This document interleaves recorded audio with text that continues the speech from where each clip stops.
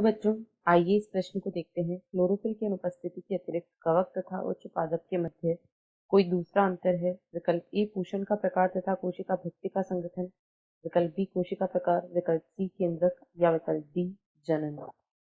इस प्रश्न की जो मुख्य अवधारणा है, मुख्य अवधारणा वह है कवक।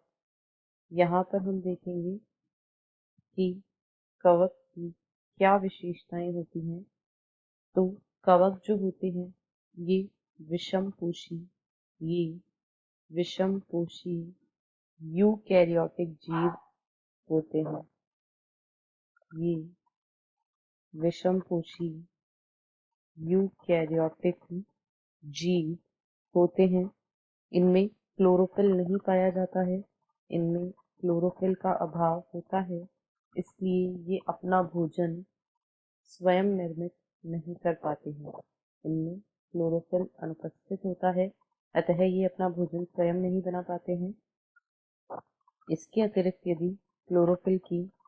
यदि कवक की अन्य विशेषताओं को देखें तो कवकों की जो कोशिका भित्ति होती है, कोशिका भित्ति यह काइटिन से निर्मित होती है, जो एन एसिटाइल ग्लूकोसामीन का बहुलक होता है। इनमें कोशिका भित्ति मुख्य भाग होता है वह काइटिन होता है और काइटिन एन एसिटाइल ग्लूकोसामीन का बहुलक होता है। अब यदि हम प्रश्न को देखें तो इसमें पूछा गया है कि उच्च पादपों और कवकों के मध्य कौन सा मुख्य अंतर होता है। तो विकल्प ए में दिया गया है पोषण का प्रकार तथा कोशिका भित्ति का संगठन। यह बिल्कुल सही है।